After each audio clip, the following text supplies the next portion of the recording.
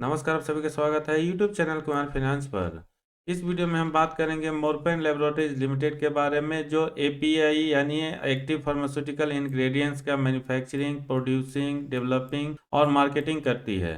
इस शेयर का current market price 38 रुपये 60 पैसा है और पिछले 1 ईयर का ट्रैक रिकॉर्ड देखा जाए तो जो इसने करीब 60 रुपये के आसपास अपना लाइफ टाइम हाई बनाया था, वहां से ऑलमोस्ट ये 40% डिस्काउंटेड प्राइस पर अवेलेबल है। अगर हम यहाँ से 6-7 साल पहले 2015-2016 के पीरियड में चले जाए, इस कंपनी का नेट प्रॉफिट ऑलमोस्ट 1 करोड़ के आसपास हुआ करता था और करेंट टाइम में देखेंगे तो ये ऑलमोस्ट आपको 15-16 करोड़ तक पहुंच चुका है। लेकिन शेयर मार्केट प्राइस पर नजर डाला जाए तो ऑलमोस्ट ये सेम है, क्योंकि तब इसका मार्केट प्राइस 40-42 रुपया हुआ करता था और अभी भी यह 38-39 रुपया पर चल रहा है। पिछले 1 महीना का ट्रेंड देखा जाए तो इस पीरियड में इस शेयर में कभी अपर सर्किट तो कभी लोअर सर्किट लगा और पिछले 3-4 क्वार्टर्स का रिपोर्ट देखा जाए तो इस कंपनी के जो भी प्रोमोटर्स हैं, उन्होंने अपना स्टेक ऑलमोस्ट 4% के आसपास बढ़ाया है। तो क्या मोरपेन लैबोरेटरीज लिमिटेड शेयर, जो कि ऑलमोस्ट पेनी के भाव में मिल रहा है, एक राइट अपॉर्चुनिटी या राइट टाइम हो सकता है इसमें इन्वेस्ट करके, लॉन्ग टर्म हो, मिड टर्म हो या शॉर्ट टर्म हो, उसमें अच्छा रिटर्न पाने के लिए?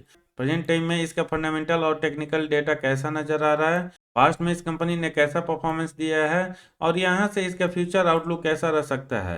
ये पूरा डिटेल इस वीडियो में हम स्टॉक एनालिसिस के माध्यम से जाने। उसके पहले मैं आपसे रिक्वेस्ट करूंगा, अगर अपने इस चैनल पर या अब तक आपने इसको सब्सक्राइब नहीं किया है, चैनल को सब्सक्राइब करके बेल आइकन का बटन जरूर प्रेस करें, ताकि आने वाले फ्यूचर में ऐसे ही क्वालिटी वीडियो का नोटिफिकेशन आपको मिलती रहे।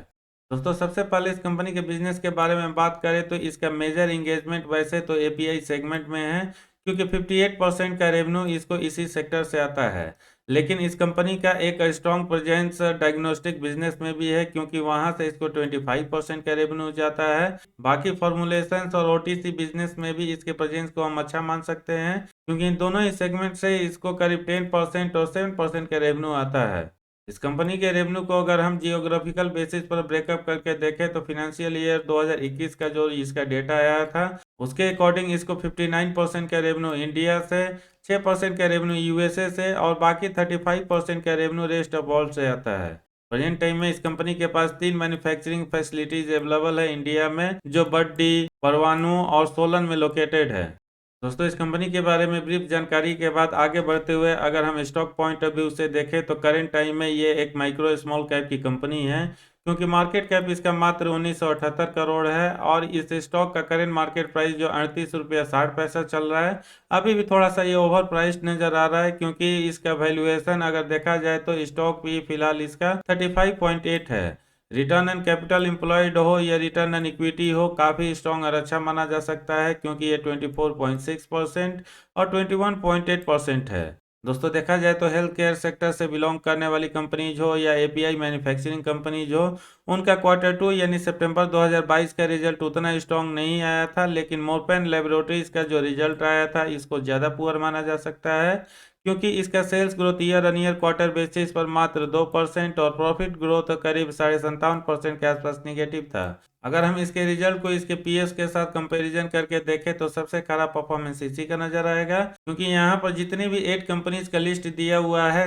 सबसे खराब क्वार्टरली सेल्स ग्रोथ इसी कंपनीज का था। एनुअल बेसिस पर भी देखा जाए तो पिछले 3 साल से लेकर 10 साल के परफॉर्मेंस को हम अच्छा मान सकते हैं, क्योंकि ओवरऑल इस कंपनी का कंपाउंडेड सेल्स ग्रोथ इस पीरियड में लोअर साइड में 18% और हायर साइड में 26% रहता है। लेकिन पिछले 1 साल के परफॉर्मेंस में बहुत ज्यादा डिक्लाइन आता हुआ दिख रहा है, क्योंकि इस पीरियड में मात्र 7% का सेल्स ग्रोथ रहता है। इसके कंपाउंडेड प्रॉफिट ग्रोथ को पिछले 3 साल से लेकर 10 साल के बेसिस पर देखा जाए तो यहाँ भी काफी अच्छा माना जा सकता है, क्योंकि ये लोअर साइड में 17% और हाई साइड में 52% रहता है। जबकि एक बार फिर से पिछले 1 साल में सबसे खराब परफॉर्मेंस इसका प्रॉफिट ग्रोथ में भी नजर आ रहा है, क्योंकि इस पीरियड में इसका प्रॉफिट ग्रोथ निगेटिव 53% रहता है। जिस तरह से इस कंपनी का चाहे सेल्स ग्रोथ हो या प्रॉफिट ग्रोथ हो, उसी के लाइन में इसका स्टॉक प्राइस सीएजीआर भी जाता हुआ दिख रहा है, क्योंकि पिछले 10 साल में जरूर इसने 26% का एक स्ट्रॉन्ग रिटर्न दिया है अपने इन्वेस्टर्स को, लेकिन खराब परफॉर्मेंस देते हुए 5 साल में इसने करीब 1% का सीएजीआर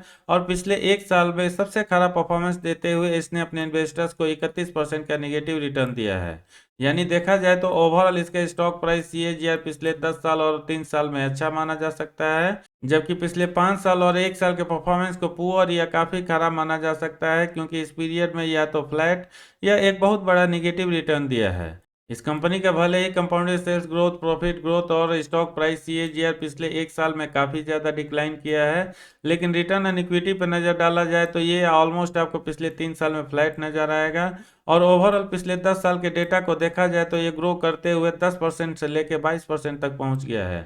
प्रेजेंट सिनेरियो और मार्केट कैप को देखते हुए इस कंपनी के बैलेंस शीट को काफ़ी स्ट्रॉन्ग माना जा सकता है, क्योंकि प्रेजेंट टाइम में इस कंपनी के पास 635 करोड़ का रिजर्व है, जिसमें ज़बरदस्त ग्रोथ आता हुआ दिखेगा आपको मार्च 2022 और मार्च 2021 एनुअल रिपोर्ट के कंपैरिजन में, क्योंकि तब इस कंपनी के पास 457 और 291 करोड़ का रिजर्व था। वहीं पर अगर बोरोइंग पार्ट पर नज़र डाला जाए तो सबसे ज़्यादा कर्ज इस कंपनी के ऊपर मार्च 2017 एनुअल रिपोर्ट के हिसाब से था, जिसके बाद से इस कंपनी के मैनेजमेंट ने ज़बरदस्त वर्कआउट करते हुए अपने कर्ज को लगातार कम किया है। और फाइनली ये सितंबर 2022 का क्वार्टर रिपोर्ट हो या मार्च 2022 का एनुअल रिपोर्ट हो, ये कम होकर 19 करोड़ 23 करोड़ के रेंज में आ चुका है।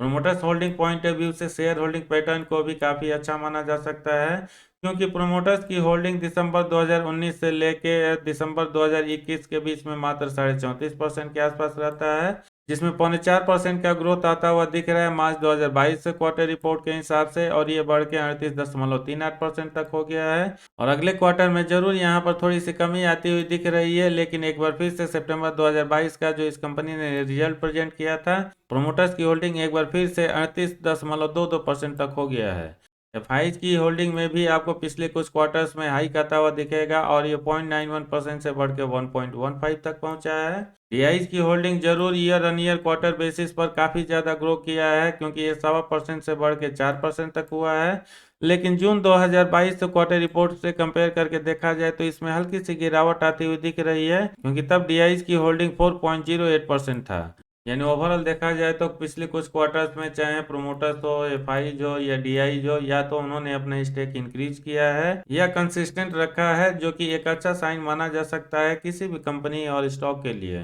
दोस्तों, चूंकि मोरपेन लेबोरेटरीज का न सिर्फ मार्केट कैप काफ़ी छोटा है बल्कि शेयर प्राइस भी काफ़ी कम है, और पिछले एक साल में बिजनेस में चाहे इसका सेल्स ग्रोथ हो या प्रॉफिट ग्रोथ हो, वहां पर भी एक भारी डिक्लाइन आया है। इसलिए शॉर्ट एनालिसिस भी फिलहाल इसका या तो एवरेज या पुअर माना जा सकता है, क्योंकि करेंट टाइम में फेवर में स्ट्रेंथ 8, अपॉर्चुनिटी 1, टोटल 9 का स्कोर हो रहा है, जबकि निगेटिव साइड में वीकनेस 5 और थ्रेट 0.5 का ही स्कोर हो रहा है। इस स्टॉक का प्राइस मूवमेंट और लोगों के इंटरेस्ट को समझने के लिए प्राइस एंड वॉल्यूम पर नजर डाला जाए तो प्राइस परफॉर्मेंस अगर एक साल या ईयर टू डेट को छोड़ दिया जाए तो पिछले एक सप्ताह से लेके चाहे 3 महीना का परफॉर्मेंस हो या पिछले 3 साल का परफॉर्मेंस हो, काफ़ी स्ट्रॉन्ग माना जा सकता है, क्योंकि इस पीरियड में इसने अपने शेयर होल्डर्स को एक ज़बरदस्त रिटर्न दिया है। लेकिन वॉल्यूम एनालिसिस पार्ट पर नज़र डाला जाए तो यहाँ पर परफॉर्मेंस थोड़ा सा पुअर बनता हुआ दिख रहा है डिलीवरी पॉइंट ऑफ व्यू से,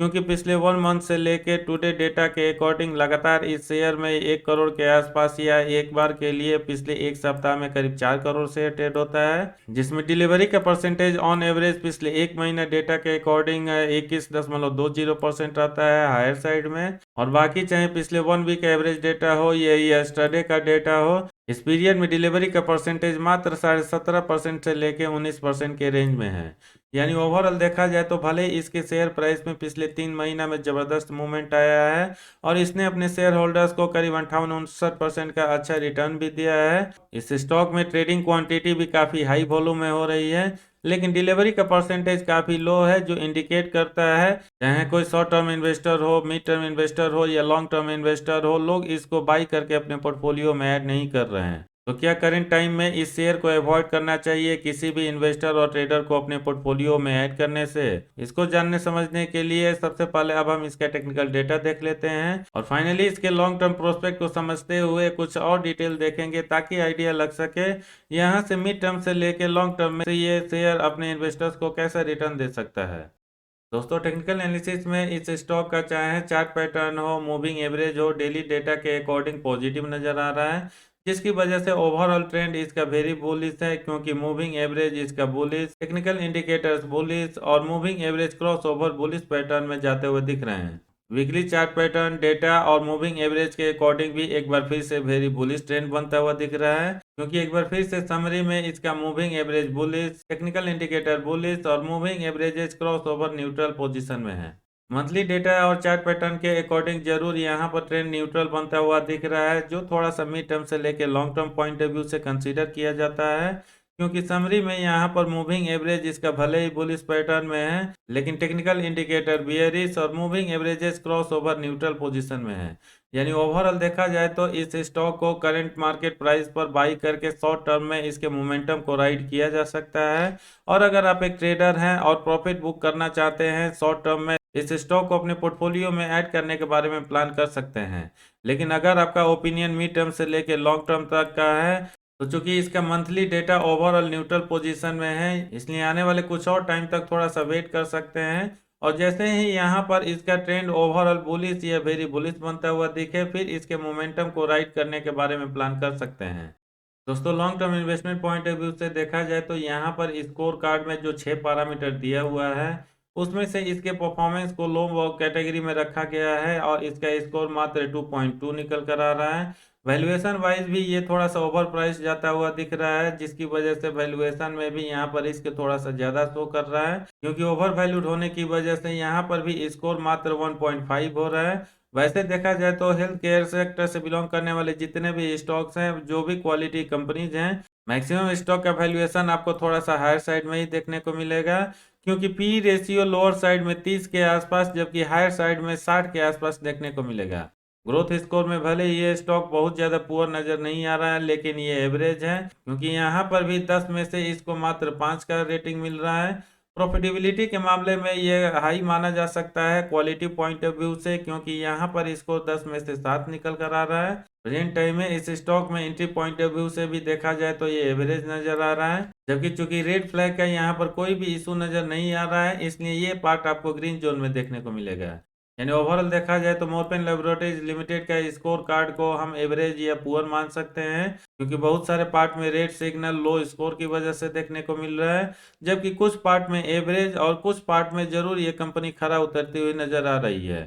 दोस्तों, फाइनली इस कंपनी के फ्यूचर आउटलुक के बारे में बात किया जाए तो जैसा कि हमने देखा, ये कंपनी का मेजर एंगेजमेंट एपीआई मैन्युफैक्चरिंग में है, इसलिए मैन्युफैक्चरिंग कंपनी होने की वजह से सेंट्रल गवर्नमेंट की तरफ से हो सकता है इसको पीएलआई का बेनिफिट भी मिले। लेकिन ओवरऑल फार्मास्यूटिकल या हेल्थ केयर सेक्टर पर नज़र डाला जाए तो जितने भी स्टॉक्स इस सेक्टर से आते हैं, वहां पर आपको एक सिक्लिकल मूवमेंट ही देखने को मिलेगा। और जैसा कि कोरोना 2020 के पीरियड में हुआ था, जितने भी स्टॉक्स इस सेक्टर से बिलोंग करने वाले थे, उनमें एक बहुत अच्छा खासा जंप आता हुआ दिखा। लेकिन जैसे ही कोरोना काल ओवर होता चला गया, फार्मास्यूटिकल सेक्टर हो या हेल्थ केयर सेक्टर हो, यहाँ से आने वाले मैक्सिमम स्टॉक के प्राइसेस में आपको एक बहुत बड़ा डाउनफॉल आता हुआ दिखेगा। और करंट टाइम में भी देखा जाए तो जितने भी क्वालिटी स्टॉक्स हैं, कोई बहुत अच्छा मोमेंटम बनता हुआ नहीं दिख रहा है। लेकिन अगर आप फार्मास्यूटिकल या हेल्थ केयर सेक्टर से किसी क्वालिटी शेयर में पैसा निवेश करना चाहते हैं, मोरपेन लेबोरेटरीज लिमिटेड जैसे शेयर को लॉन्ग टर्म या mid term point of view से अवॉइड करें तो बेटर है, और इस सेक्टर की जो मार्केट लीडर कंपनी है उनके साथ जाने की कोशिश करें, क्योंकि इसका टेक्निकल डेटा फिलहाल शॉर्ट टर्म के लिए काफ़ी स्ट्रॉन्ग नज़र आ रहा है। इसलिए अगर आप एक ट्रेडर हैं तो जरूर इस शेयर को अपने रडार पे रख सकते हैं, और करंट टाइम में जो इसमें एक अच्छा खासा मोमेंटम बनता हुआ दिख रहा है, उसको राइड करने के लिए 5% से लेकर 10% के आसपास प्रॉफिट बुक करने के बारे में सोच सकते हैं। इस वीडियो में इतना ही है। कैसा लगा कमेंट करके जरूर बताएं। पसंद आया तो लाइक का बटन प्रेस करके इस वीडियो का लिंक अपने सर्किल में उनके साथ जरूर शेयर करें जो मोरपेन लेबोरेटरीज लिमिटेड शेयर में इंटरेस्टेड हैं। पूरा वीडियो देखने के लिए धन्यवाद। जय हिंद।